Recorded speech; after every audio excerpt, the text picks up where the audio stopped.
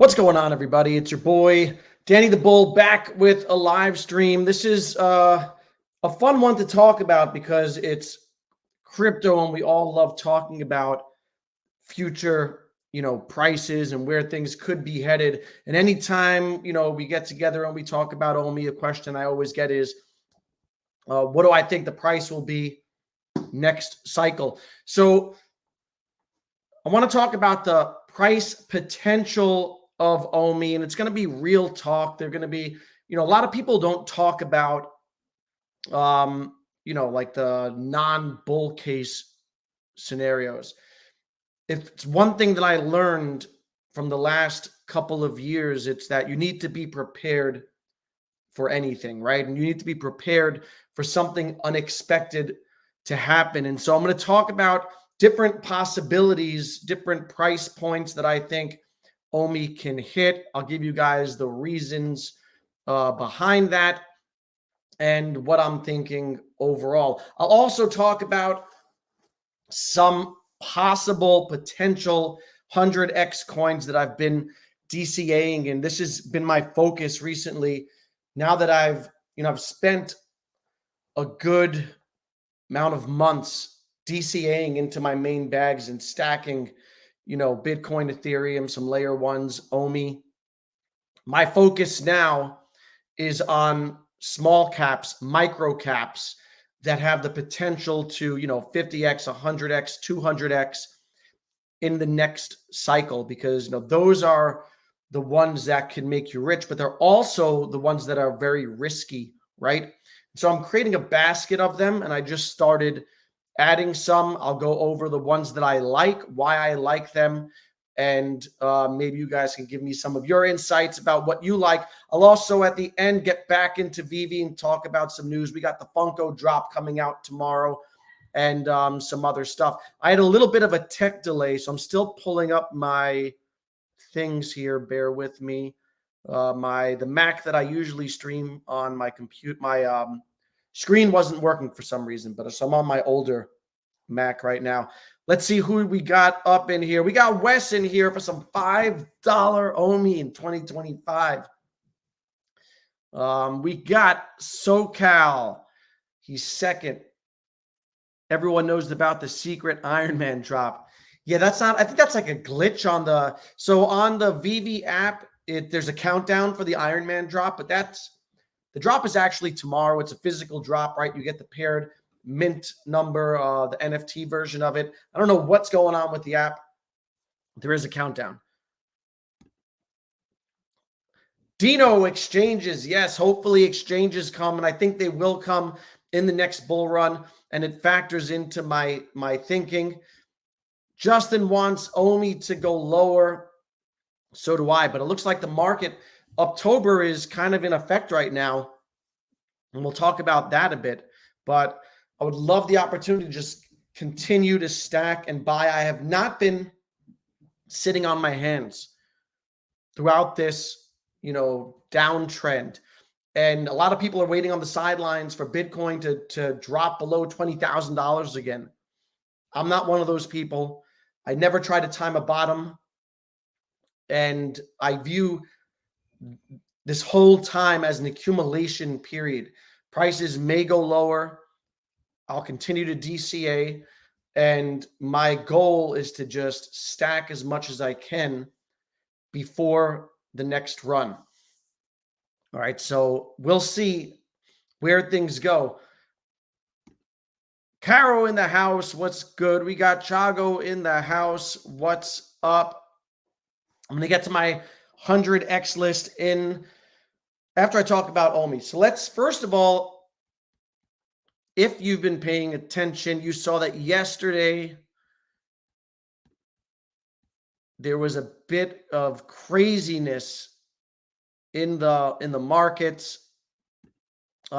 Fake news of the Bitcoin spot ETF approval leaked from I think it was Coin Market Cap. Right now they're under investigation, but fake news dropped and huge green candles immediately. Bitcoin immediately popped over $2,000, popped over $30,000. We discovered it was fake news, big red candle down. But since then, it's been on a little bit of a resurgence and sideways action. I think that's because it gave people a glimpse of the possibilities and what could happen or what will happen when a spot ETF is finally approved. So, sorry, I'm reading this comment here. Bruh, you cannot time a bottom. Correct. It's not even tell me the market cycle. Last September, which oil? Well, we'll see what happens here, Phil. Sorry. But sorry, I was reading that comment. People got a glimpse of the spot ETF, which is widely expected to be approved in the coming months. Now, I think the next big deadline is January. It's expected that the SEC will approve a bunch of them at once, right? Not just BlackRock's, but I think there are 10 that have been proposed. And the thinking is that it's going to be approved in the coming months. I think that they can delay it until April. So my thinking is that they'll delay as long as possible.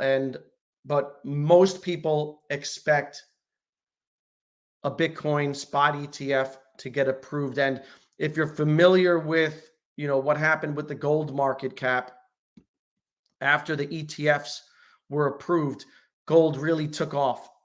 And people are expecting institutional money to come into Bitcoin to reach new all-time highs, lined up, with the Bitcoin halving. So really a perfect storm there in terms of what could happen. So it's exciting to think about these things. And if it all pans out, then we really have about, 3 to 6 months to continue stacking. But I want to discuss where things could go.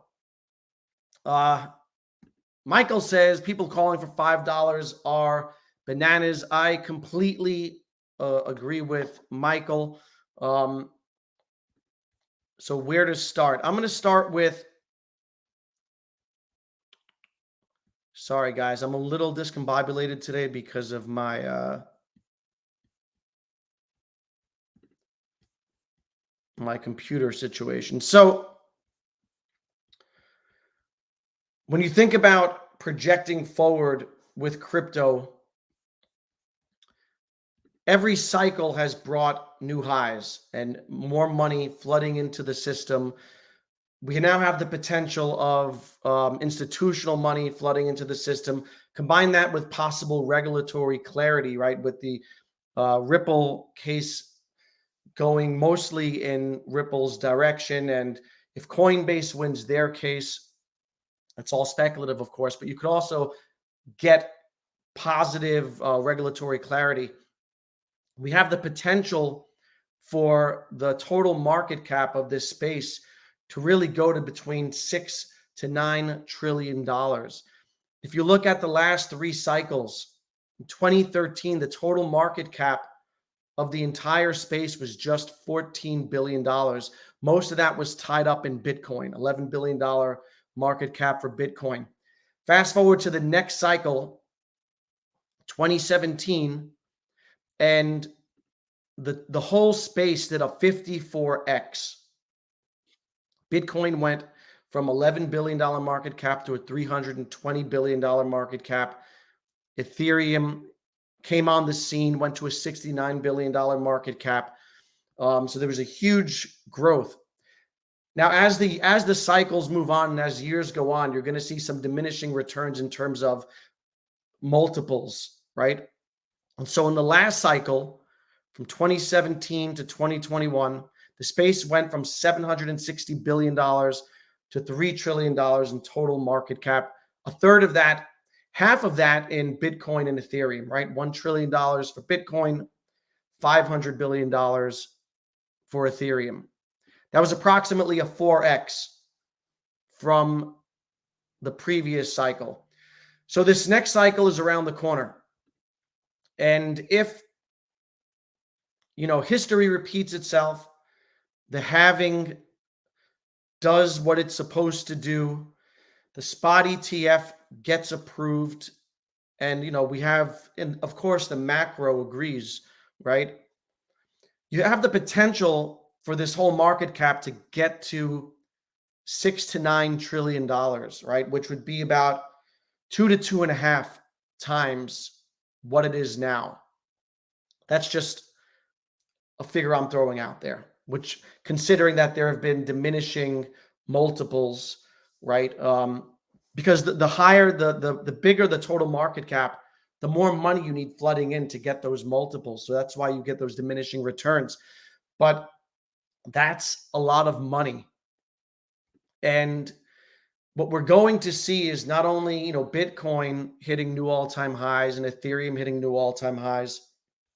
You're going to see a lot of altcoins with higher market caps. All right. Now, which ones, that remains to be seen. And that's part of the game, and part of, it's hard to tell, right?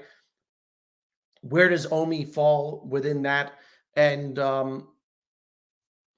what altcoins are going to be the big winners? This is, it's hard to figure out. I'll tell you my strategy today and talk about it. But this is the overall picture. Now, keep in mind that any tailwinds can turn into headwinds, right? And what I mean by that is, we have the spot Bitcoin ETF. Everyone's excited about it, and it's expected to happen. But what happens if, Gary Gensler doubles down and doesn't approve any spot ETFs and continues with his, anti-crypto stance, which could happen? That tailwind turns into a headwind, right? You might see some negative sentiment come into the space, which would be unfortunate if that's timed with the halving also. So it's going to be interesting to play out. What I've learned in crypto is, you can't be certain of anything. I'm prepared for any and all outcomes. All right. So meaning that I expect the halving to do what it's supposed to do. I expect a Bitcoin spot ETF to get approved. But if it doesn't, I'm mentally prepared for that, because I know that that's a possibility. All right. So getting into Omi. So the first thing I want to say is, no one knows what's going to happen. All right. And anyone who does, you have to immediately discount, because I think time and time again, people have made predictions. They've not exactly panned out. All right. And so all we can do is kind of put pieces together and be ready for a variety of scenarios. So there are many reasons why I like the Omi token, and I'm going to start with that. Why do I like Omi for the next cycle? I made a slide. Let me present this. Put this in view. Oh, sorry. So these are the reasons why, and if you watch my channel, you know this, things that I like about the token. First and foremost, I like that it has a strong community. When you look at, a lot of crypto projects that do well, they're backed by a strong community. XRP has the XRP army. ADA has ADA gang, or whatever they call them. Solana has a strong community. Omi has, and Veve has, a very strong community, passionate. So I think that's one of the things that sets Omi apart from other projects. I also like the sector, the NFT metaverse sector. And as of now, and last cycle for sure, and as of now, it's still not recognized as a metaverse token. There hasn't been really a lot of exposure around Omi. Right, but once the Veveverse comes out, and once it's labeled as a metaverse token, what happens is, when sectors move and people search for what's happening in that sector, they'll search all metaverse tokens. Omi will populate, and people will take notice and recognize it as a metaverse play.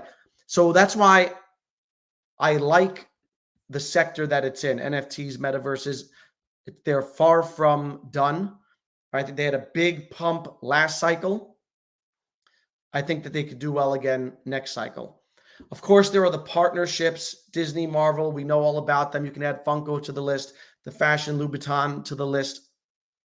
You can also expect there to be more forthcoming, right? And those headlines will populate in the months and year and a half to come during the next cycle. They're going to be headlines of the partnerships. And this is one thing that Veve and the team are very good at, is procuring partnerships. And part of why that's important is because crypto is very narrative driven. It's not like the stock market or any traditional market where there are, traditional ways to value or assign value to something. It's a very irrational market. It moves mostly on narrative, sentiment, and, things pump. Bitcoin pumps first, traditionally, followed by Ethereum, followed by alts. But the alts pump in sectors, if you pay attention, right? You'll get a gaming pump, and any token that's really associated with gaming, regardless of fundamentals, is going to pump. In this bear market, we saw a whole bunch of AI coins pump and do really well, do multiples in a bear market because, the AI narrative took hold. And so it's really important to recognize the importance of narrative when it comes to this space. So I like the narrative. I like the sector. I like the partnerships. I like the fact that it's fully diluted this time around. There are no more token unlocks. Also, one of the things that, we've complained about, the frustrations that have mounted over the last year and a half have been because the catalysts have been slow to develop. However, now looking forward to the next cycle, I think one of the bullish things is all those catalysts are now still in front of us. So we saw what happened when the first bit of utility was unleashed. Let me find the other slide. Right, when they announced Omi staking finally back in August, and Omi was underperforming everything before that, right? It was down. Sentiment was down. And then they announced the first bit of utility, and we got that pump back to 001. It's since retraced, but it's holding this higher low, right? Right now we're at 0009. So that was just one of the many catalysts that I think are going to come. The big ones have not arrived. Omi to NFT, the exchanges, right? Potentially big exchanges like Binance, KuCoin. I don't expect any American exchanges because of the hesitancy or the fearfulness of regulation from the team. And also Coinbase, is that being the main US exchange, they're under heavy scrutiny. And so they're going to be hesitant to list things, right? There are multiple lawsuits going on there. So my feeling is that the exchanges are going to be like Binance, KuCoin, things that are positioned overseas. So that's a major catalyst during the next cycle. They still have the Alcon Association, which we're all used to, but when an outsider gets introduced to the token for the first time and they just start learning these things, it adds a layer of credibility. The fact that it's deflationary eventually in nature, and also the fact that Veve generates real world revenue. It's very rare to find a token in this space that generates real world revenue. The space is rife with scams and, short-term people that are in it for the short term. It's hard to find a project that has quantifiable success. All right, that's also a reason why I like Omi. Now, I'm not going to sit here and talk about only the things that I like. There are also, because you have to have a fair and balanced view of everything. And I try to be as objective as possible when I'm thinking through my decisions. And so I have to also consider what are the things that can stand in Omi's way, or what might prevent it from, reaching certain levels. So that's where this slide comes in. What I don't like, right? And there are things about the token that I don't like. One of them is that there is a disproportionate distribution of tokens, right? There are a few people with a lot of tokens. There are people with 10, 20 billion tokens. I'm not talking about the founders, because I think they'd be cognizant of that. I don't think that they would, dump large portions of their tokens. But there are, we know people with 10, 12 billion tokens, which is going to put a lot of sell pressure as the token hits key psychological levels. And you can't discount that, right? You can't discount that stuff. You have to, know that it's there and anticipate that people are going to take profits along the way. They still have the lawsuit hanging over them, right? Which isn't a great thing. They still have relatively slow development, even though they have I feel like this year they've made some, they've hit a nice cadence of releases, right? But it's not like they're, getting things done at a rapid pace. All right. They still move a little slowly. That being said, I don't think that they need to get everything out at once, or even in the next year or so, in order to be successful. They just need to continue hitting a cadence, right? Gold tickets by the end of the year, maybe buying the ability to buy Omi in the web app in Q1 or Q2 next year, Omi to NFT, some exchanges. They don't need to get everything done, but I do want to see a faster pace, right? That's one of the things that I watch out for. The Logan Paul Association I talked about in my last video, it doesn't really concern me. Like, I think it'll be fine, but I don't like it, right? So when I think about like, what don't I like? I don't like that it's associated in a negative way with Logan Paul, and it's out there that there was, that pump and dump scenario playing out. Do I think it's going to, limit or, squash the potential? No, I don't think so. I think that if the team executes, if they execute on the Veve side, they execute on the Omi side. I don't view the Logan Paul thing as a big deal, because fundamentals will play out eventually. But it is, something to keep in the back of your mind. And, I don't want to be blind to things. And the other thing that's interesting and very important to consider is this isn't Omi's first run. Okay. And if you're inexperienced in crypto, you might think that because it had this huge run up the first time, it's going to have this huge run up the second time.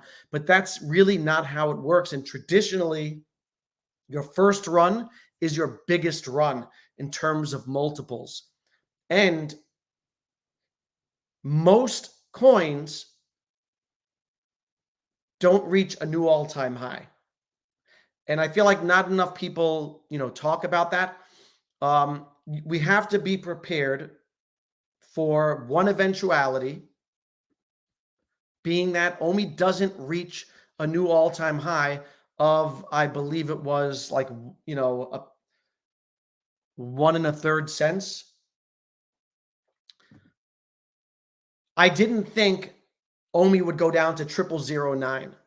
Well, let's rewind. Last cycle, I fully believed Omi would reclaim 1 penny, right? I thought that it would go back to a penny and maybe even get a new all-time high. Didn't happen. Then in the bear market, I didn't think we'd see 0009. And we saw 0009, not only 0009, we saw 0005, right? And so I need to prepare for all eventualities and understand that just because I expect it, my thinking is that it should go up to 2 or 3 cents. And I'll explain why I think that, it's could go up to 2 or 3 cents and even potentially higher. I'm going to talk about those bullish possibilities because I think that they exist. But we also have to be prepared for the idea that it doesn't go back to an all-time high. And I feel like not enough people talk about that. And when you really dive into crypto, if you look at, let's look at the tokens from 2017. All right, these are them. These are the top 10 in market cap from 2017. Bitcoin, number one, went on to hit a new all-time high, as we know, in 2021. Ethereum went on to hit a new all-time high. Then you have Bitcoin Cash, did not. XRP did not. And this isn't its all-time high. It actually hit an all-time high in 2018, January. I think it went up to like over $100 billion in market cap. But it did not hit a new all-time high in 2021, in spite of many XRP holders thinking that it would, in spite of the lawsuit. But it did have that lawsuit hanging over it. Litecoin came close, I believe, to hitting a new all-time high, but it didn't quite get there. It just missed it. ADA hit a new all-time high. It did a 2x from its previous high, about a 2x from its previous high. Myota, I don't think that came close to 10 billion. Dash, I'm not very familiar with it. I don't think it came close. XEM, I don't know what that is. These are top 10 tokens. $6 billion never went back. XMR didn't go back. So the vast majority of tokens didn't go back. And it was even worse in the cycle before that, right? Look at these tokens: PPC, NMC, QRK, MEC, PTS. They don't exist. Okay, now I expect as time moves on that to lessen, because you're going to get stronger projects. You're going to get realer projects in the space, projects with more fundamental value or real products, right? Because a lot of projects didn't have any real product, and so they just withered away. Omi has a real product behind it, right? Veve. There's a real product there. It's got real consumer base, real partnerships. So this is why I'm very comfortable holding it. And as you know, why I love the potential of it. However, in the back of my mind, I'm prepared for a possibility of Omi, maybe falling to under a penny again and not getting back up there. It's quite possible. And I'm not saying that will happen. I don't think that will happen, but I think it's possible. Sorry, wrong spreadsheet. And I don't have it here. I'm going to go back to this in a little while.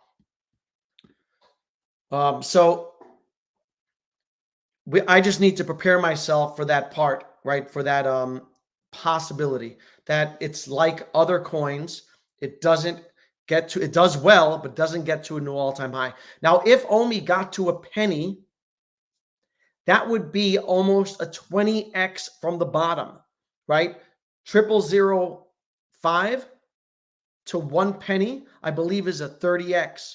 From it where it is now, it's more than a 10x. So it's nothing to sneeze at in terms of returns. If you bought in the 000 range and it goes to a penny or a little under a penny, you're still doing a 10x, a 15x, a 20x. It's important to recognize that. All right. Now, sorry. Why I think Omi, that's my explanation for kind of like a bear base case, right? That's like my more bearish, or even like a base case scenario, is that it doesn't go back. My bull case scenario for the token is that it creates a new all-time high and gets past a penny. And when I think about how to value it, and I've said this before, and many people say it, I think about tokens like from last cycle, Decentraland, Mana, and Sandbox, right? I feel like these are comparables They're in the same space, metaverse. And for reference, if you look at, so I think I blew past it. Last cycle, this is a historical snapshot of the market in November of 2021. Why can't I find it? Here it is. Decentraland had a market cap of $6 billion. Sandbox was a little under here. I think Mana might have hit 8 billion at one point. I'm not sure. So when I think about Omi and the fact that it has a way bigger and stronger base than Decentraland, generating real world revenue, we'll have a metaverse, the Veveverse, hopefully out by then, right? That's populated with real people. And all the narrative, when I showed you that slide of what I like, with all of this stuff going for it and taking into consideration that, Mana had a $6 to $8 billion market cap, also taking into well, let's just start there. I think that a $10 billion market cap, let me just, is not out of the question, right? Especially when you go back to the idea that of what I was saying earlier, with every cycle, the total market cap of the whole asset class gets bigger, and you're going to see more tokens with, $100 billion market cap, more tokens with a $10 billion market cap, $20 billion market cap. It's a natural progression. As money floods into the sector, you're going to get institutional money, not only getting into things like Bitcoin, but they're going to quietly get into other projects, right? You had big money pouring into Mana and Sandbox last year. There are funds in Saudi Arabia that are buying into things like this, or Dubai or whatever, who are looking for coins that fit within this sector and narrative and throwing money at it during a bull run. And so I think that a $10 billion market cap is within the realm of possibility for Omi. Now, we've talked a lot of the value proposition of the token has been on the fact that it's set to be deflationary, right? And we talk about how when it burns and they burn all the many tokens burn, it's going to put a squeeze on the price, and it becomes more scarce. The token becomes more valuable. That's not really playing into my thoughts for next cycle. And the reason for that is because we've seen that they don't move right with they haven't been able to get all those catalysts out. We don't have any real burning mechanisms just yet. And now it's, October, 6 months left. They'll start to come out, but I'm not anticipating a big burn. If it happens, that's great. All right. But, let's talk about if let's say they were able to burn 10% of supply, which isn't a small thing.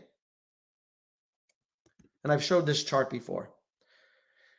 If they have a market cap of $10 billion and they burn 10% of supply, you're talking about 3.5 cents for the token.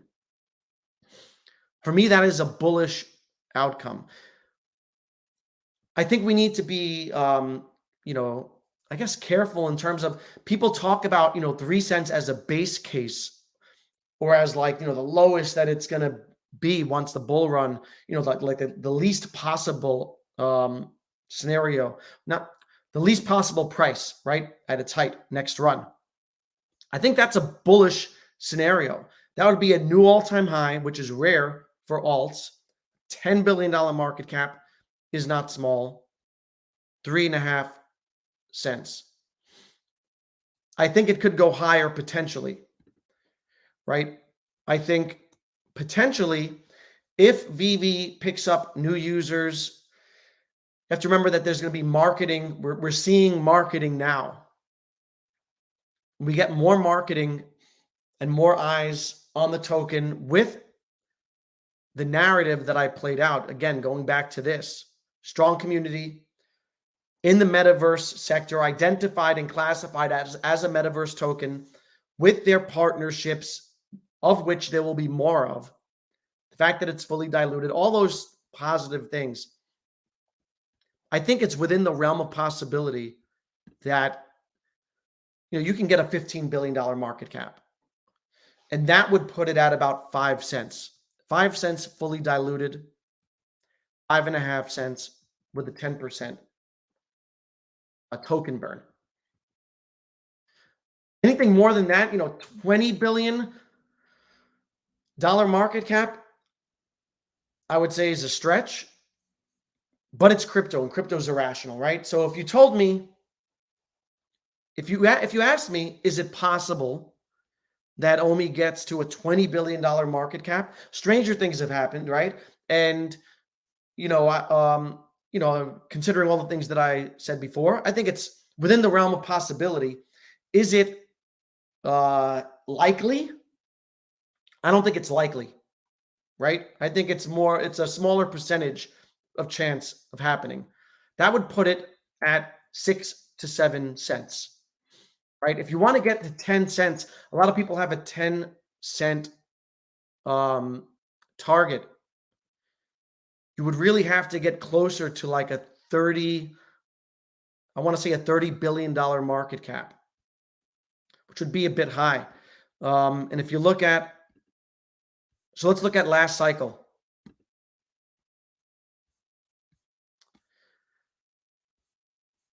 $30 billion market cap would have put it in the top 10, right? Well into the top 10, because you've got a couple of stable coins here, right? Which I take out, Tether, USD. Doge at this point was 31 billion. At its height, though, I think it was more like 60 or maybe $90 billion market cap. But you get the idea. A $30 billion market cap last cycle is a top 10 coin. Do I think Omi, now taking into consideration that there will be higher market caps next cycle, that's likely to be more of a top 20 coin. Do I think Omi is ready to be a top 20 coin? I do not. I don't. And so that's why, I would love a 10-cent token. I don't think that's the most likely scenario. I think that would be a very big long shot. Crypto is an irrational space. Anything could happen. I personally don't expect it. A more likely bullish scenario, in my mind, is, I think, 2 to 3 cents, an upshot of 5 cents. But keeping in mind that 008, 009, 1 penny, failing to hit a new all-time high is also a possibility. All right. And that I don't think is often talked about because, it's crypto and we have our eyes on, the best possible outcomes. And we all want to believe that 3 cents, 5 cents, 10 cents is going to happen. And I'm not saying they won't. I'm saying be prepared for multiple scenarios, right? So that's how I am approaching the next cycle with all of my coins. So for instance, I hold, let's say Cardano, ADA, hit, I want to say $3 last cycle. I am prepared for it to top out this cycle at $2 and not get there. I'm also prepared for it to hit $5, right, on a more bullish outcome. The whole space is so wild and new and not rational that it's really hard. And there's no real way to value these things, right? They just pump because money just moves and flows from one sector to the next. All right, so those are my thoughts. I think a base case would be hovering around a penny again, which would still be a 10 to 20x. 10x from here, 20x from the bottom. My bullish scenario is a new all-time high 2 to 3 cents. I think if it hits that all-time high of one and whatever, a penny and a third, whatever it is, and it breaks that, I think you're going to see some euphoria kick in and, calls for 5 cents. And that will likely push it to 2 cents, 3 cents. So I think that once it clears that all-time high and breaks that resistance, that's a huge psychological barrier. It'll have to find a new top, a new resistance level. And that'll be key, just getting past that all-time high. And then I think 2 to 3 cents is in play. And then we have to see where we are. But that's my thinking for next cycle. Prepare for multiple outcomes. And I also plan on taking profits and setting different price points to take profits. All right. Unpredictable space. I'm going to talk about some potential 100Xers that I like. Let me get into the comments. Let me see what you're all saying down here. I'm also want to get back to some other. A lot of people have way crazy price points for OMI, and I want to talk about that. I wouldn't expect a bull run anytime soon. The elites need normies. Yeah, we're going to see. It's also interesting to note, it's not lost on me that Bitcoin has only existed in macro conditions where with loose monetary policy, with heavy money printing, low interest rates, and that's not going to be the environment of next cycle.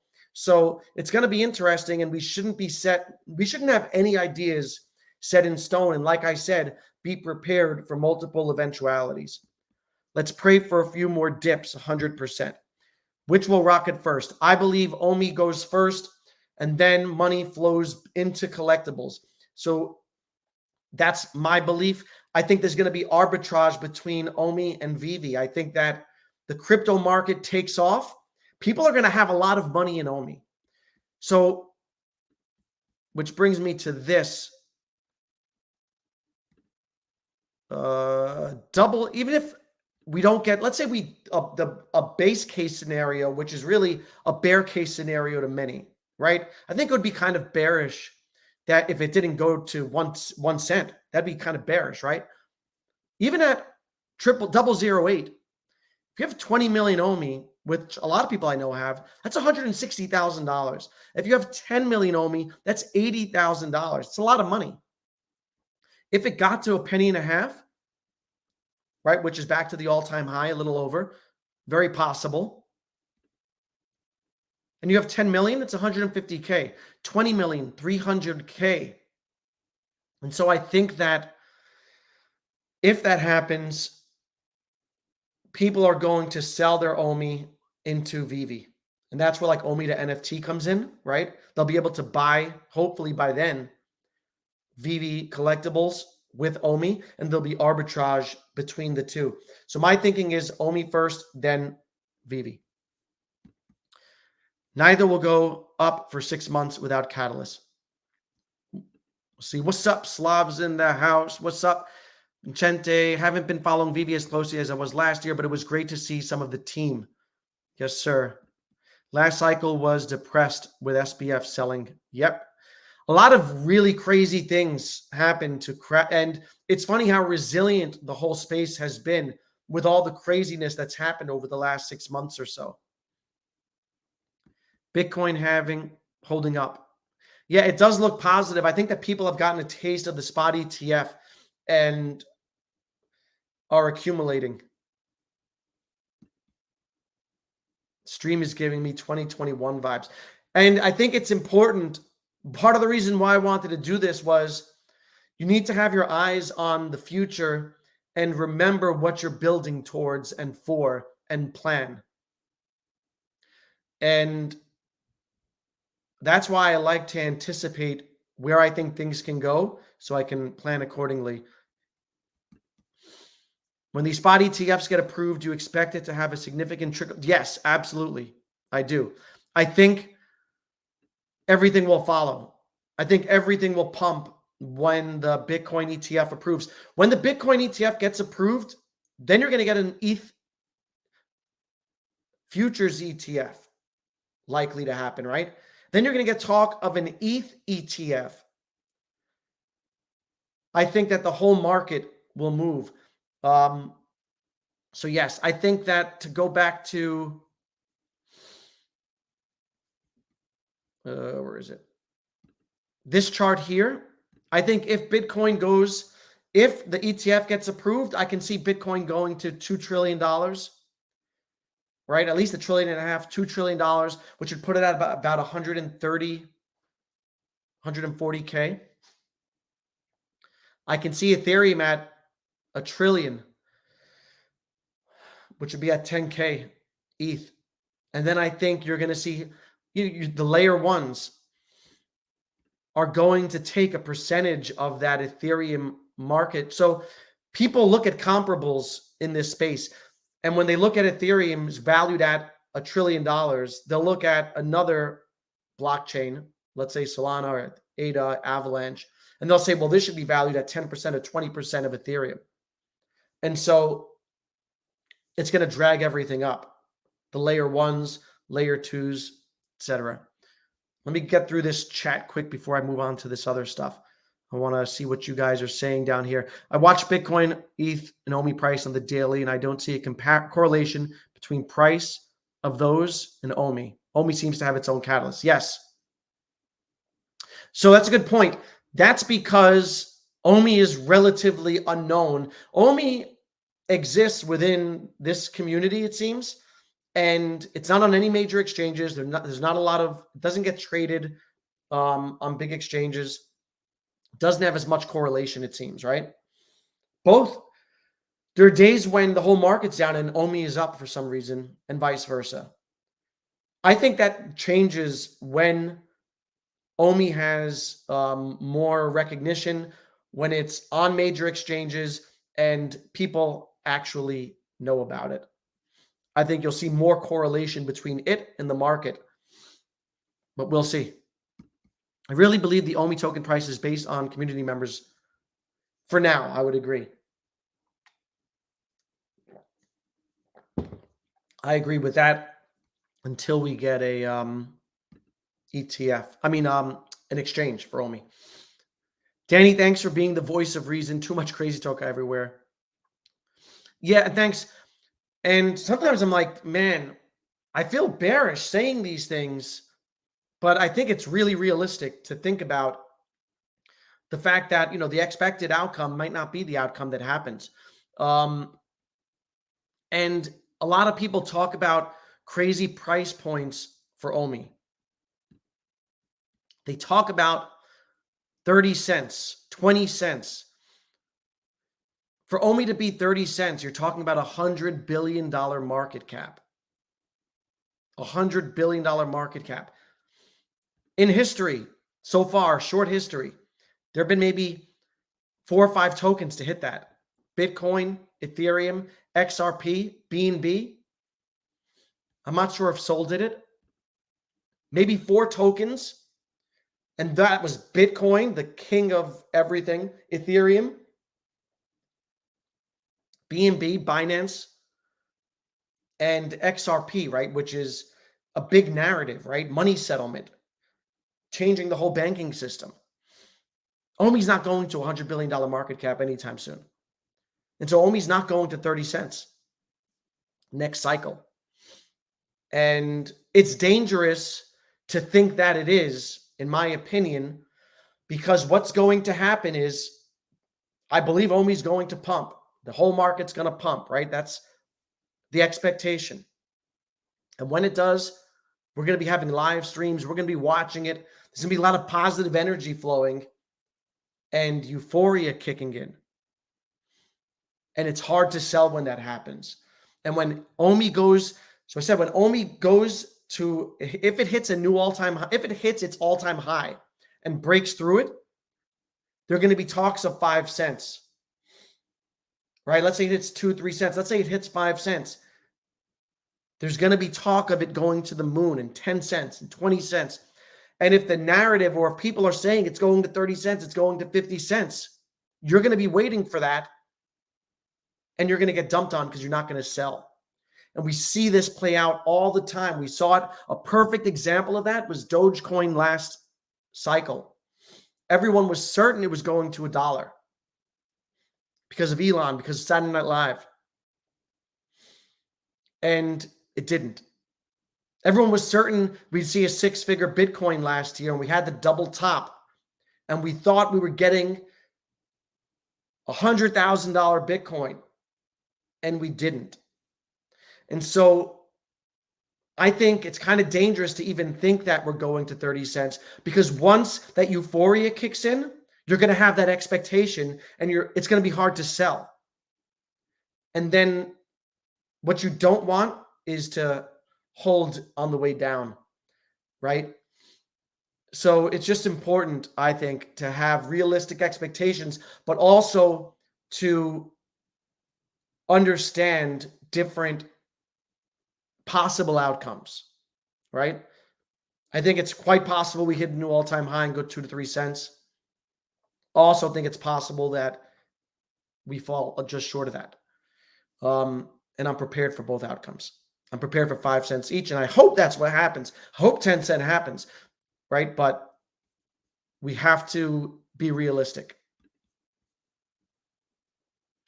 What has AK actually delivered other than James Bond? We're talking about Alfred Kahn here. I think just by association, he got them in the door for a lot of companies.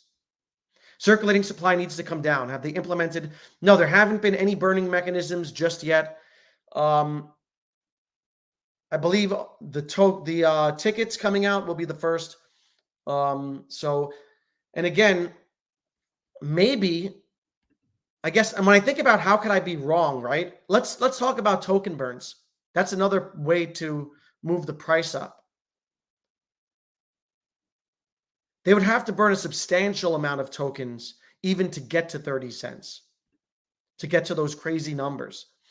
To get to 26 cents, you'd still need a crazy market cap of $50 billion and a 33% burn.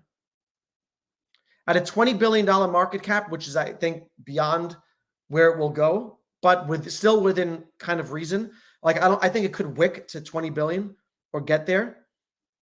If you burnt 33% of supply, it would still be less than 10 cents, 8 cents. Right? So, but yeah, long term, the token burn is a bullish outcome. Is a bullish scenario. It's also just, I love the narrative of it. My 22K people. Let's see what else we got. Love your content. Thank you. Thank you, Crypto Actor. Thanks for coming through. Don't forget to hit the like button, guys.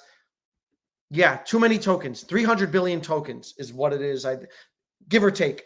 That's not exactly correct. 300 billion. Did David and Dan know about Ben was doing with Logan? As far as I know, they did not know, from what I've heard. And there's no evidence to suggest they did. So I don't want to throw accusations out there. Yeah, could be that Amazon digital marketplace. You're going to see other digital marketplaces. I expect eBay to have a digital marketplace, Amazon to have a digital marketplace, and that to be bullish for the narrative. So when we talk about narratives that could move, Omi, you have to think of these eventual things that are going to happen, right? Amazon, eBay getting into things, and then lifting with the right visibility, lifting Veve up. Let me jump down to the comments. I want to see your thoughts. Omi to 0004 with no news by end of year. SoCal so bearish lately. What else? The hype on NFTs will need nowhere. We're going to find out. This is also a good point from Uncle Drew. This whole space is nascent, and this will only be the second go around for NFTs. I don't think NFTs, maybe we won't have that hype, but they're not going anywhere. And I think there will be a flight to licensed NFTs and digital collectibles. And that's the reason why I chose Veve and Omi in the first place. right? Because it's not like, just pictures of animals and stuff. Exchanges. Yes, need exchanges. 30x in 2 years is so bullish. Yeah, 30x is very bullish. And I think a 30x would be what, like a penny and a half? All right. Last, let's see. I really think if they sell land using OMI tokens, and that would be a super catalyst, huge catalyst. I want to see. So there's so many variables that also make it difficult to come up with like any definitive conclusions, right? If they sell land with OMI, how much, will they burn it all, or are they going to, sell a certain percentage of it with OMI and burn a certain percentage? Also, how much of a narrative will buying land be next cycle? That was a huge thing last cycle. And maybe people think that it's, that it was silly. We don't know. How will land be utilized? Yeah. And this is also the big question, and that will bear it out as something that's viable. Is it useful? So that being said, I want to talk a little bit about, I'm going to get to Veve in a minute. I want to talk about Veve stuff. There's some, new, there's always news to talk about with Veve. But I want to talk about my strategy in terms of crypto right now. I spent the last year or so filling up my bags in terms of like the bigger cap tokens, Bitcoin, Ethereum, some layer ones, and OMI is really my only small cap. Now, over the next, really since the last month and through the next few months, I've been buying micro caps, tokens with a $6 million market cap, $10 million market cap, because as I said earlier, the biggest gains come from tokens that are in their first run, right? If you look at any crypto chart, it's really the same, right? I'm just going to pick, even if you pick like ADA's first run, you see this big run up over here. ADA's a bad example because it went back. Let's look at Mana. They all look like this, right? All of them. OMI looks like that. Look at Sand. Sand looks like that. So what does that tell you? It tells you that the biggest gainers are the new kids on the block, the fresh faces, the coins that are at $5 million, $10 million, 15, whatever it is. Those are going to be the biggest winners. And so I've been spending some time trying to identify some of the possible biggest winners. And it's really impossible to predict because the whole space is so unpredictable. You never know what narrative is going to take flight and what's going to capture people's attention and get headlines and then really ride that wave and get those multiples. OMI did it last cycle, Gala did it last cycle, and you saw those others. What are going to be the coins of the next cycle? My strategy is to try to identify the sectors that the narratives that are going to play out, the sectors. For me, gaming is a big one. I think that gaming is going to be a major narrative in the next cycle. Web3 gaming. I think real world assets, RWA, tokenization of everything, right? Which is still years away, but I think inevitable in some sense. It makes sense, right? That everything's going to move to blockchain. So real world assets, that's a narrative that I think will do well. And I also think privacy is going to do well, specifically when we get to talking about things like big tech, like the CBDC, central bank digital currency, being invasive, and government tracking identity and things like that. I think that there's a chance that privacy could end up being a major narrative. Of course, there are a bunch of others. You got layer twos, you got layer one still, you've got AI. But those right now, those are three that I've been researching, and I found three tokens that I started DCAing into. Okay, and I'll tell you what I like about them and why I'm buying them. The first one that I'm kind of really bullish on at the moment is games for a living.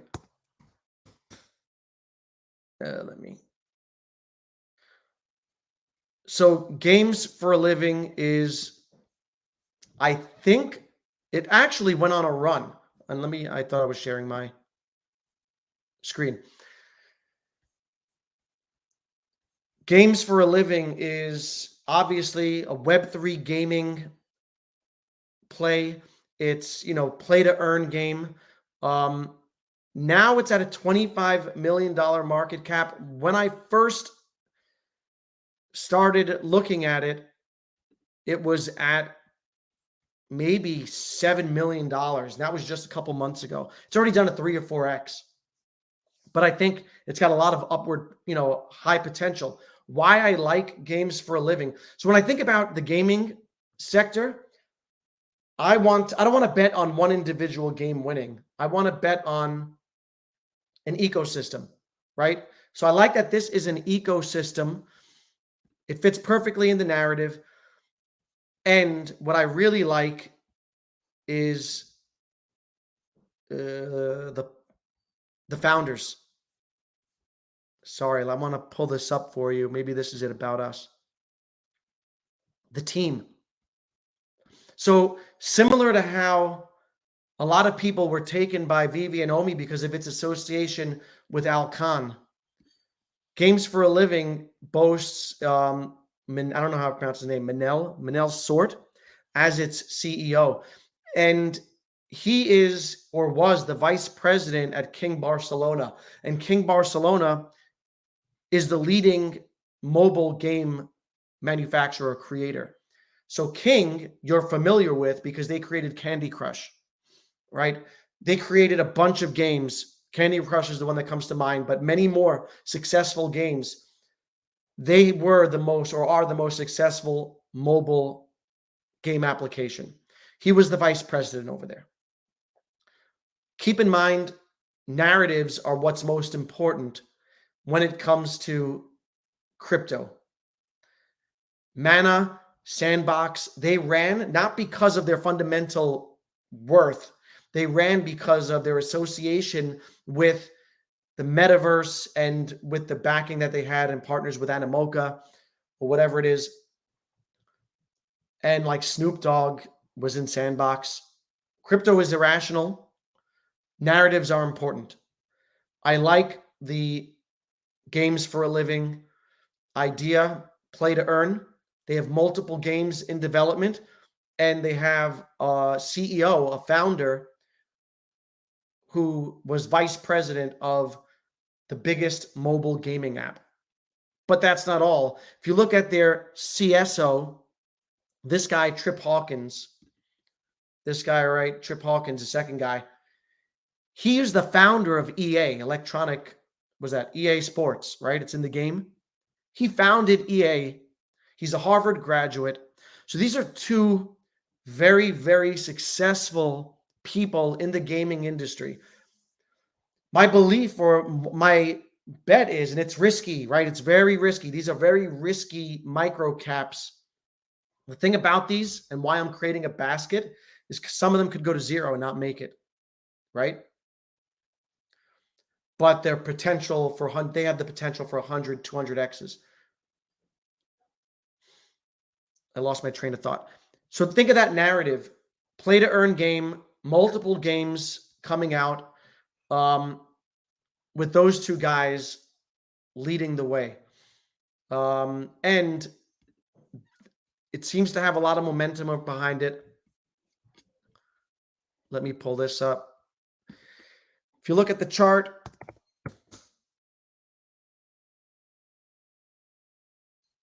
it's been on a steady uphill climb. It's retracing right now. So I've been just DCAing in. I'm not buying huge amounts. I buy, maybe little at a time. But just building my bag, I want to hit a certain amount. Could could a platform like Games for a Living hit a $1 billion market cap? Absolutely, it could hit a $1 billion market cap next cycle. Gala hit, I think, a $4 billion market cap last cycle. $2 billion, maybe. That would put Games for a Living between, like, 50 cents, $1, with potential to go higher, right? In a super bull case scenario, if lightning catches in a bottle. So I like Games for a Living.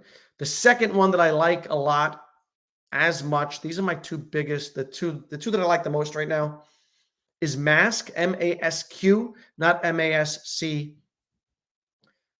This has a very small market cap of $7 million, right? And Ron's Crypto Therapy introduced me to this. I was streaming with him a couple months back. Why I like Mask is that they are creating a decentralized VPN. It's all about privacy protection. They do more than VPNs. I like the idea. I think privacy is going to be a big play. What I like about it, $7 million market cap, fully diluted, pretty much circulating supply. So Games for a Living, by contrast, has very little in circulation, meaning it's going to get, more and more tokens are going to be unlocked. I think it's going to be 50% of the circulating supply released by 2025. It's going to be an aggressive unleashing of tokens, which creates sell pressure.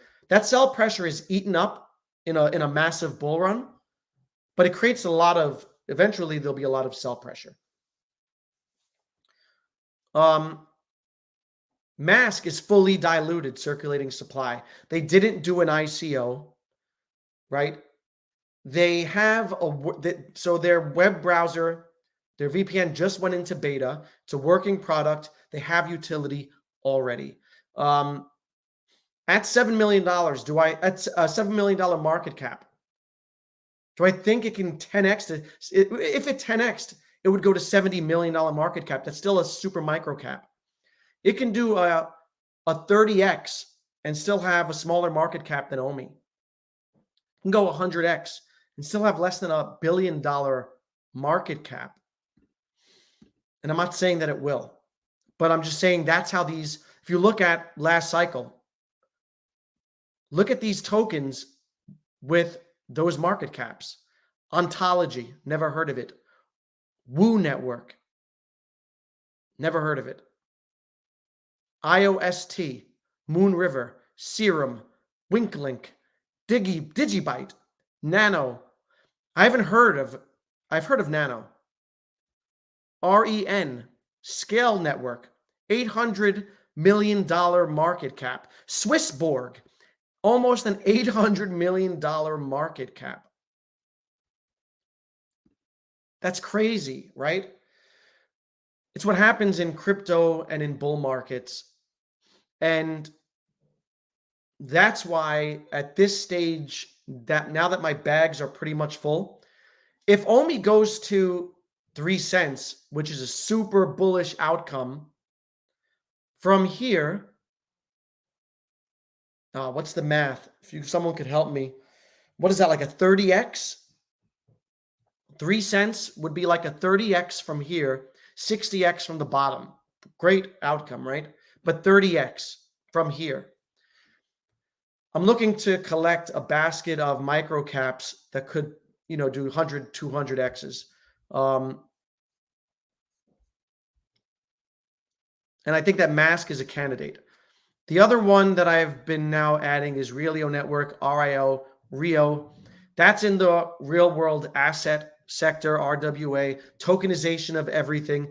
They're also in the metaverse realm. They have a strong team.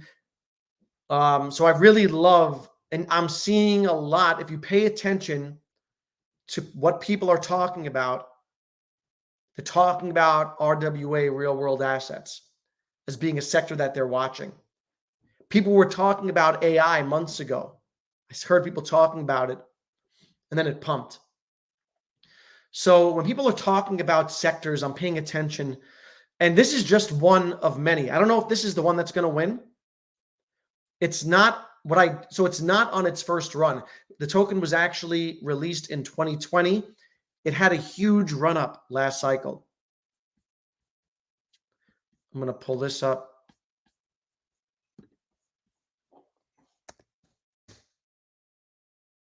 Currently at 13 cents market cap. I want to say $6.5 million or so. It had that huge run up to $5 almost. That's crazy. It's since dumped off, but they didn't have a working product back then. They now have a working product.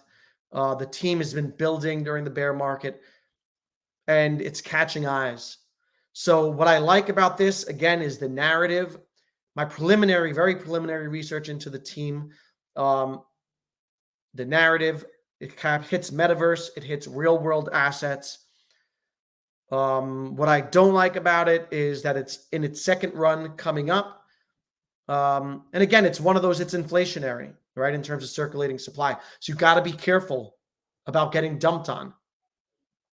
And that's why it's important to DCA out and not try to time the top, not get caught up in euphoria of the market cycle for any token, whether it's one of these, whether it's Omi, whether it's Bitcoin. And I was guilty of it last cycle. They're not going to catch me again. All right. The same way I DCA'd in, I'm DCAing out, setting price points, and I'm not going to get dumped on. All right. From any token. Those are 3 micro caps that I think have the potential to 100x. And there are many. I've got a list of about 20 to 30 tokens. My plan is to create a basket of between 10, maybe 10. I don't know if I'll have time for more. And just allocate a certain amount. And understanding that they're very risky, but at the same time, those are likely to be some of those are likely to be the biggest winners next cycle. And I have the safety and comfort of my Bitcoin, my Ethereum. I've got I'm sure if everything plays out, I'll have my layer 1s, my Cardano, I have some Sol and some other things that are relatively safe, but have less upside. And I've got my Omi that could do a multiple of, between, I would say 10x to 30x. And now I'm creating this basket of micro caps. And that's my strategy of how I'm building out my portfolio. Let me hear what you guys are saying. Yes, the unknown is exciting. Season 3 OG. Now is the time. You should have been doing research, right? We've had a year to do research. So if you're into, crypto and small coins, now is the time to do research if you haven't already started. Yes, I agree. Quant is awesome. It's one that's on my list, as is Caspa, both on my list of tokens. Have you checked Ultra? I have not. It's a gaming ecosystem with incredible technology.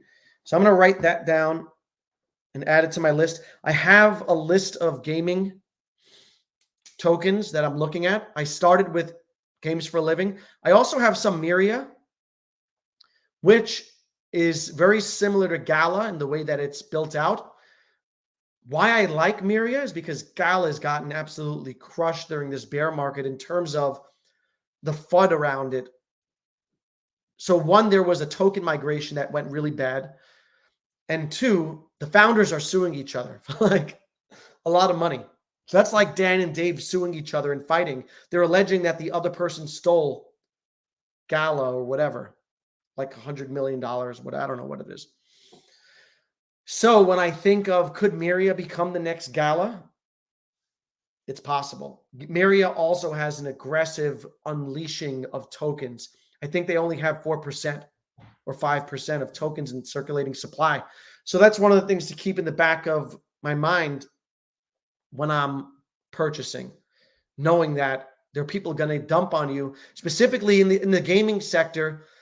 So there are people running nodes, right? They're decentralized. There are people running nodes and they get paid with the tokens.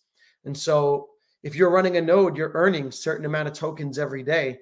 It's free money. It's like passive income, right? And so people cash those in over time, create sell pressure. It's important to be mindful of the positives and the negatives for every token.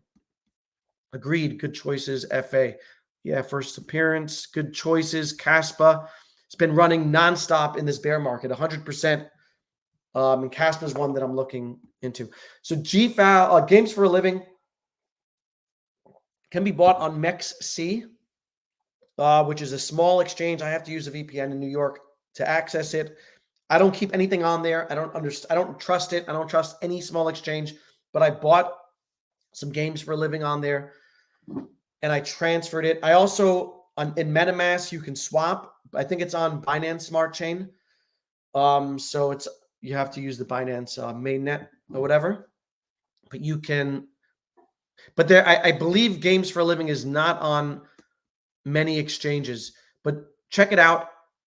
It's had a good run up, but I think it could, I think it's a potential big winner. Games for a Living has a great team and focusing on the product business side. Correct. Yeah. And so not only fundamentally is that strong for the project in my mind, but as a narrative, it's strong, right? The same thing with like Alcon being associated with Omi, the vice president of King Barcelona being the CEO of Games for a Living, will drive it, in my opinion. We'll see. Yeah, IMX. I like IMX as well, and IMX has been on my list. I don't know that I'll get to buy some, but IMX is definitely, I think it's going to do well.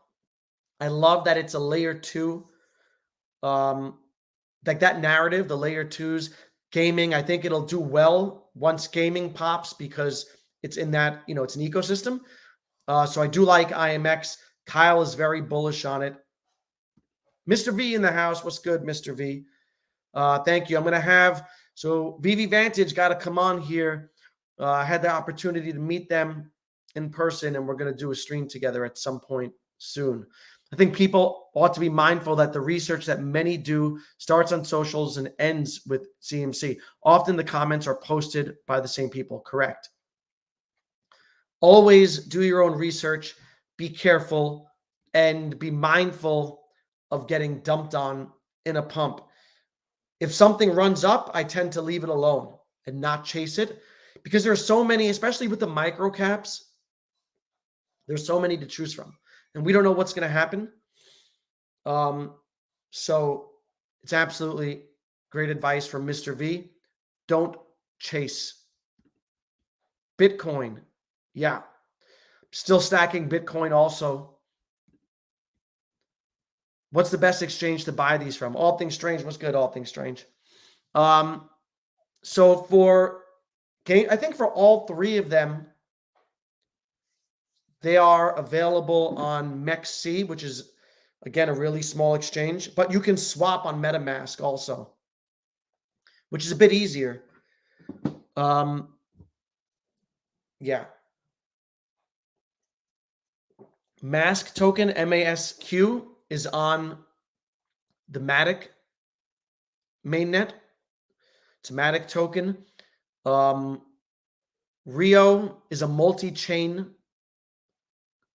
token, which I think is good long-term. So when you talk about multi-chain and like interoperability and things like that, that narrative also plays into Rio, I think. But you can get them, you can swap that on ETH network or BNB network on MetaMask or buy on MEXC. I just would not hold anything on MEXC because I don't trust any of those small exchanges. Rio is solid. I was one of less than 100 who staked it. I got a 50% bonus. Nice. Excited. Exited my position. Good. Yeah.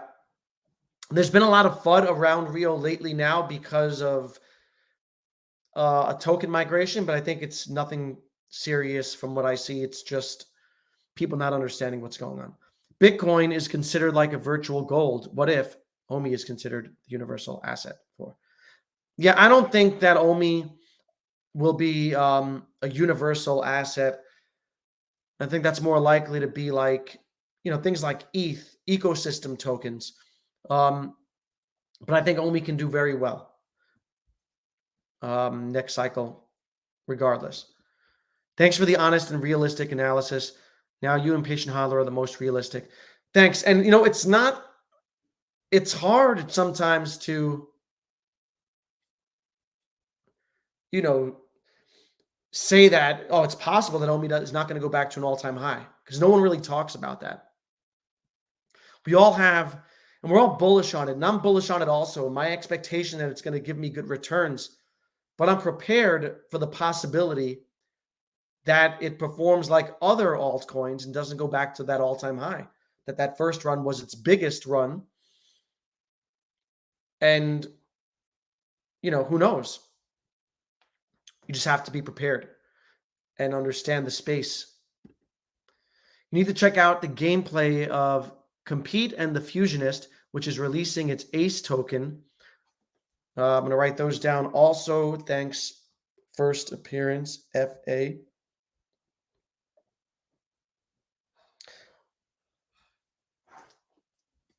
What's good, Steve-O? So I'm going to be doing a ton of research. I'm going to be posting it in my Discord for channel members. All the tokens and the sectors and what I find bullish about them, and why I like them, and also what the red flags are for me, because I don't always get to do that on stream. Would you need to flip collectibles, try to make $200 a day? Oh, I don't know. That's not directed to me, I think. Bitcoin is considered like the virtual gold. What if OMI becomes the universal asset for the Web3 gaming? Yeah, I don't think so. I don't think it's going to happen.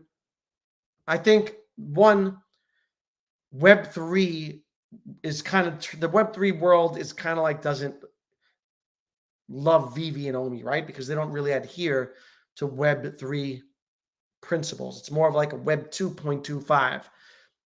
But that being said, I think that it's possible that OMI could be adopted by other small games like we saw with Epico Regal. Like, I think there's that other game, that like fight game. Because the Veve community is so strong, you're going to see smaller games that are trying to, or smaller projects trying to gain traction, get into, take a part of the community and leverage the community. And so I don't think OMI is going to be like this universal asset. I think that's not realistic, but I do anticipate that there may be many small games that want to leverage the Veve community. And maybe one of those games blows up, right? You never know. It's a possibility. I wouldn't expect it to happen, but you can't, negate that idea. What about PlayZap, best of all the game project? I'm going to write that down. I've never heard of that. There are other gaming tokens I'm looking at right now.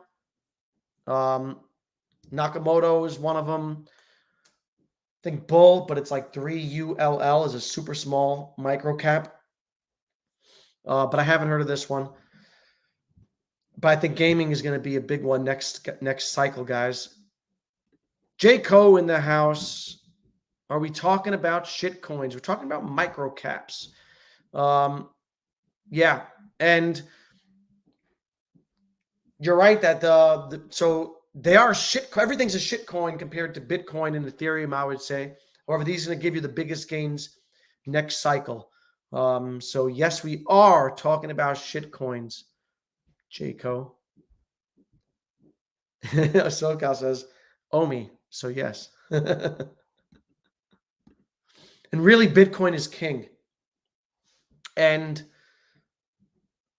Bitcoin is the one proven asset that is standing the test of time I would put Ethereum up there, but it's, they need to finish off what they're doing on ETH in terms of, scalability and speed and all that stuff, and cutting down on fees. But after Bitcoin and Ethereum, everything else is a crapshoot long term, right? And that's why it's important to play it cycle by cycle and not get caught holding, because you don't know what's going to zero at the end of any given cycle. We know that Bitcoin's not going to zero, right? And that's why Bitcoin is my largest position. I'm working towards my whole coin. I'm almost there. I should be there within a month or so. But Bitcoin is boring to a lot of people. I like the comfort and safety of it. I'm kind of conservative. I mean, that's high risk. Bitcoin is still high risk compared to traditional assets, right? If I told someone who just bought up traditional assets that I was conservative, they would say I was high risk buying Bitcoin. In terms of crypto, Bitcoin is as low risk as it gets, right? So Jay's correct. Until proven otherwise, Bitcoin is king. And it may not do a 10x. It might have diminishing returns, but I can be certain that that money, or as certain as it gets, that, it'll move. Whereas everything else, you're taking on more risk for more reward. Going to build the Veveverse and the Star Atlas SDK that was released. It's funny. And Star Atlas is another AAA game, and a lot of people hate Solana, but that's why I like Solana, because you got projects like Star Atlas on there, Helium is on there. And like I said, I like ecosystems that have strong communities and that people are building in. And so Solana takes a lot of heat because of its, I guess, not as centralized. The tech broke down a few times, not recently, and the FTX association. But I think it'll do well. So those are my micro caps that I'm buying. That was my only price talk. I'll get into some Veve news now. Tomorrow, I don't have my Twitter thing up. I had some bookmarks I was going to share. So tomorrow we've got the Funko drop, the first collaboration between Funko and Veve. And I'm curious, let me know in the chat if you're going to be going for it. It's $150. I'm considering it. It comes with a matching mint. That's confirmed. It's the first of the collaboration. Now, if there are multiple, Veve, if there are multiple drops between Veve and Funko, long term, it could be an interesting pickup, right? If it's the first of its kind. It's kind of like FA Funko on Veve sort of thing. So it's going to be interesting. There are 3,000 of them at $150. It's not cheap. It's not a small number. And it's not accessible to people in Europe. It's going to be interesting to see if people buy it. I ran a poll on Twitter yesterday, and it was like a 50-50 split. Half the people said that they would go for it. Other half said they wouldn't. So we're going to see. Other developments this week was we were introduced to a new Veve team member. I believe her name is Miss Deuce or something like this. She's from Australia, and she's in charge of, I guess, online marketing. And what was interesting is she talked about being in charge of the ambassador program.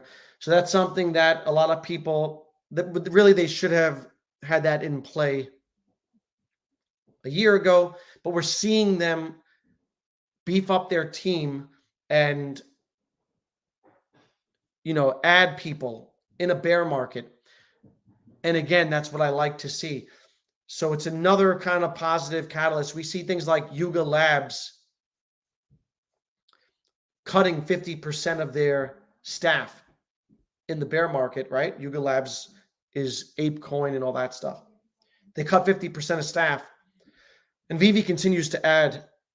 And I think that's because they were so conservative in terms of scaling up that maybe they have this financial runway in the middle of a bear market. So anytime that they broaden their team and increase marketing, I like it. It's bullish. The other bullish thing that I saw since last stream was the marketing from Marvel and Funko. So we always talk about when marketing. And I think they've been smart about it because they're not like paying for ads, or marketing could be a huge money waste, right? Specifically in a bear market where it's not going to yield major results, costs a lot of money. But the way they've gone about it with little articles, and now through Marvel and Funko. So off the top of my head, I want to say Marvel has something like 10 million followers or subs on YouTube, and they made a 14-minute video about their partnership with Veve. They tweeted it out to their 12 million followers or whatever it is on Twitter. Funko did the same to their millions of followers on Twitter. They advertised this drop. So I like to see this type of exposure. And I said it last week, I don't expect it to yield immediate results or move the needle initially. But long term, I think repeated exposure is something that's needed in order to build the user base. Because aside from a market turnaround, I think we're going to be relatively flat. Jayco says, agree with you. JKRB, what's good, says, any chance you met? No, so I did not meet Bizogaman. I think that's how you say it.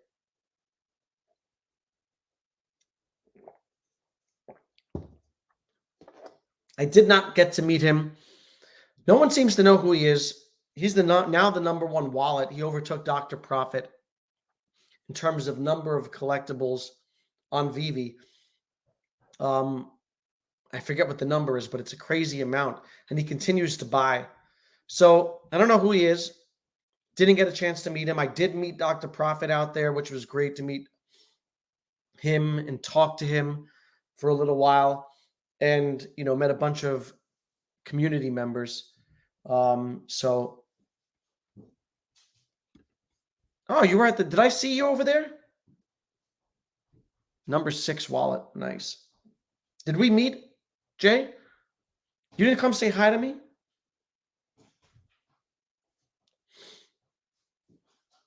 Let's see. Met a lot of people out there. My Collectibles, I've met him before, but we spent time together. Saw Sleeping Comics out there again. And a bunch of new people. Prop was there. Met Sanjay again. I was in sunglasses, 6'4" in long white dress shirt. Yeah, I don't think I saw you. Next time, you have to say hi. So the meetups are great. I don't think they're doing Decon this year. Paris should be the next one. But what I like about the Paris, I think it's in Paris, it's in France for sure. What I like about the France event is that it's a crypto event, right? So that will work to dispel the narrative that they don't care about OMI, and it will work to get maybe, a little more exposure for OMI and just give people confidence. Because one of the things that people have said during the bear market is they don't care about OMI, which I don't think is the case at all. I think they do. And I think that OMI is key for Veve to do well, because OMI is really a conduit to bring people to Veve, right? That's how I got to Veve. That's how a lot of people got introduced to Veve, is through the OMI token. And what's going to happen, I believe, or what could happen, When people look at trending tokens, and you know that there are going to be days when Omi is amongst the biggest gainers, right? Put yourself in the middle of a bull market. Think about a major catalyst. Think about like Omi to NFT coming out in a bull market, or a major exchange, or both of those things happening in the span of 1 week. And think about how the price is going to move. We got a taste of it, right, in August. Right, we got a taste of it in August. Again, when, let me share my screen. This happened. And Omi cracked the top 100 again, right? It became a top 100 token. Now, there's something wrong with CoinMarketCap where it doesn't assign the right market cap to Omi, and that's because of like their token system, because they have like the reserve wallet, the vault, all the different wallets, right? And like total supply is like 750 billion, but 450 billion will never make it into circulating supply. But because of that, the tokenomics of it, CoinMarketCap has the wrong reading on it.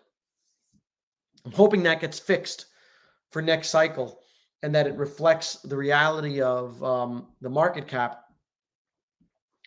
And then what I think is going to happen is you're going to have days when Omi inevitably pumps, right? Because the catalyst that we've been waiting a long time for, and we saw it go up almost 100% off of just that first bit of Omi utility. We saw, right, that huge spike. There are people who look at trending tokens and they're going to discover Omi for the first time.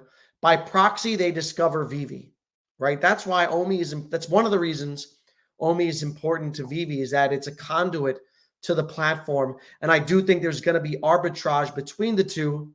And once people, make a lot of money in Omi, and even if it just does a 10x, right? And even if it just does a 10x and gets to, let me zoom in.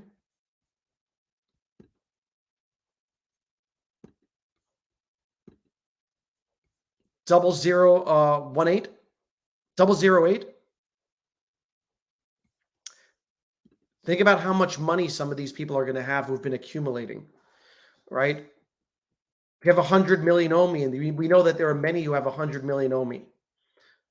They're going to have nearly $1 million at 008, less than a penny. They're going to be rich. They're going to feel rich, and they're going to take some of that out and put it into undervalued Veve collectibles, in my opinion.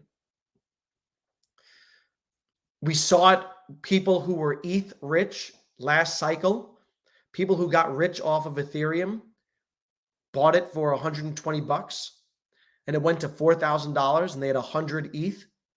They were buying NFTs with pigs on it for thousands of dollars, right? Because they were just doing it. They were paying 3 ETH, 4 ETH. It was like fake money.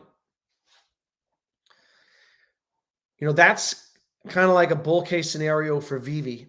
It's easy to get caught up in the vault values are down, and we're in this bear market, and it's depressing for some people. But when money floods back into the space and liquidity floods back into the space, and now crypto is back, and it could, we could easily hit a penny and a half. And now someone with 100 million Omi now has $1.5 million.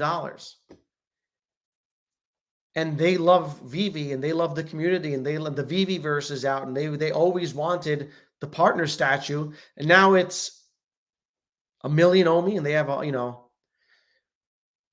even 1 million. Yeah, let's say it's whatever it equates to. It's going to be like people who were ETH rich, who loaded up on those NFTs. And so I think that there's a possibility that plays out. and we'll see how it goes. It's going to be really interesting to watch. But again, prepare for all eventualities. That's my strategy. It will be in Auxerre, 150 kilometers away from Paris. So how far is that in terms of like time, distance by car? Michael Campa in the house. What's good, Michael? One of the great people I got to meet at the event on Thursday and Friday. Gifted me some great comics. Appreciate you, and had a great conversation. So it's great to meet all of these people. There are so many community members who are just good people and so cool. And it's great to meet people. Last year, I got a chance to meet SoCal out in Anaheim. He showed me around. Disappointed that we're not going to Anaheim this year, it seems, but we'll meet again. Season 3 OG. Dogecoin has an infinite coin amount. Correct. So now a lot of people bring up Dogecoin in relation to Omi and use Doge as an example of where Omi can go. And I think it operates under a different set of rules because it's a meme coin, and meme coins exist to get pumped, and they gain, widespread recognition and kind of go viral. And their whole reason for existing is to pump. Doge also has the most influential person in the world right behind it, Elon. And so it's true that crypto is irrational. Doge does have an infinite amount of coins, but I don't think it's a realistic comparison. Now, but it does bring up the fact that crypto is irrational, and Omi could go. Let's see. I think $20 billion is a large market cap. And I think it could get there. Right? Maybe even if it went to 25 billion, can it get to, I'm looking for the historical, I lost it. A crazy market cap like 50 billion? I don't think so. Anything is possible, but just because anything is possible, then doesn't mean that it's probable, right? That's my thinking, because a lot of people talk about Dogecoin in relation to Omi. And Doge is its own thing. It occupies a special space. It's the first meme coin. But what's interesting, and a good point that you bring up with this, is we talk about circulating supply. We talk about token unlocks. In a bull market, things can continue to go up in spite of more tokens being released. So, which is why I like some of those gaming coins, games for a living, Miria, and in spite of the fact that their circulating supply isn't fully diluted. Danny, you dirty dog, let's get after it. Hell yeah, Omicron. Now is the time. This whole bear market has been a gift, and if things play out the way historically they have, then there are going to be a lot of people who do very well. And I wish everyone luck. I remember buying $200 worth of Dogecoin when it was a fraction of a penny. Yes. And it being worth, yes, that's crazy. And we're going to see all those stories hopefully play out again. I remember specifically the day Dogecoin was pumping. I was in Discords, Reddit, Discord, I forget where, and everyone was talking about it pumping. And the fact that it would break a penny. And at the time, I just didn't have access. It wasn't on major exchanges. I didn't go through the steps to buy it. It wasn't yet on Robinhood. It wasn't on Coinbase at the time. But I remember that. Those stories will return, right? Next cycle of things going crazy, parabolic. So I'm looking forward to it. I'm hoping that it plays out. It's going to be fun. Randy was talking about Fran's show. Spend 3K on a trip or buy Omi. He's going 1K Omi equals $1,000. Yeah, future. Yeah, so 1K Omi. You mean like 1 million Omi equaling $100,000? Is that what you're saying? I don't know. Or one. Hmm. Oh, it 100xing. I see. Yeah, I don't think it's 100xing. It's possible that it 100x is off of its cycle low, right? So 0005, 100x for Omi, I think is 5 cents. Am I wrong about that? That's possible, right? 5 cents. But 100x from here, I don't think is possible. I don't think it's going to happen. Still, it's something to consider. If prices are down in January in terms of crypto, like I would consider going to France if a flight was like $500-600 and I could get cheap accommodations. I would consider going to France. I think it'd be fun. But if prices are still low in crypto, I would not, because this is, to me, kind of a once in a lifetime opportunity, right? To buy low and get these prices, and maybe a once every 4-year opportunity. Who knows? But I think that as crypto becomes more and more mainstream, it's going to have diminishing returns, right? And so each cycle will have a little less opportunity as it becomes more and more mainstream. We'll see. If David Yu will do his magic and partner up with Elon. Imagine that. That would be something totally crazy, right? If they got like SpaceX NFTs, digital collectibles. The France NFT show baffles me. It's 18,000 visitors, 100 booths versus 100,000 at Decon with over 1,000 booths and vendors. Yeah, I'm not exactly sure what their thinking is, but they have their thinking and their reasons for doing things, and it's nice to to go out to California. The Decon show is nice. It was a great time last year, but it's also nice, I think, for European Veve people to have some place in Europe to meet each other and have that in France, because a lot of them, it's expensive to fly in from Europe and they miss out on these events. So having one in Europe is it's more accessible to that population. I'm not mad at that. About to close in on 5 million Omi. Nice. I'm all about taking a risk. Next year I plan on dollar cost averaging another 5 million. Will 10 million Omi be enough? And again, it's about understanding risk, right? And Omi is riskier than the big caps. Is 10 million enough? Depends on what enough is for you, right? Everyone's got their own definition or their own goals. So for me, my goal next cycle is I want to pay off my mortgage and be totally debt free, right? I got a little college. My wife has a little bit of a college loan. That's my goal. So depends on what your goal is. I think 10 million Omi.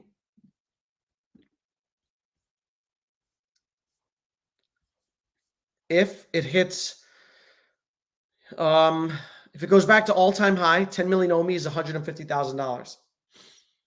If it comes short of that, if it hits a penny, it's about $100,000. 10 million. Again, 10 million Omi at 1 penny is $100,000. In a more bullish scenario, at 2.5 cents, it's $250,000. It depends on your goals and what you're trying to achieve. But 10 million is a good number, I think. And I think the more important thing is taking profits and not riding it down, because we saw a lot of people do that last cycle. I did that myself last cycle. And having $250,000 on paper is not the same as having it in your hand, right? So important to DCA out. Not for me, that's my strategy. DCA out, same way I DCA in. And everyone sets their own goals, works within their own means, and takes the risk they deem necessary. But I want to thank you all for coming through for nearly 2 hours today. Appreciate you all spending some time here on a Tuesday evening. I'm going to do some more streams coming up in the next week. I should have Veve Vantage crew on and maybe get some other cool people on. But as always, thank you all for coming through. Hit the like on the way out, and I'll catch you in the next one.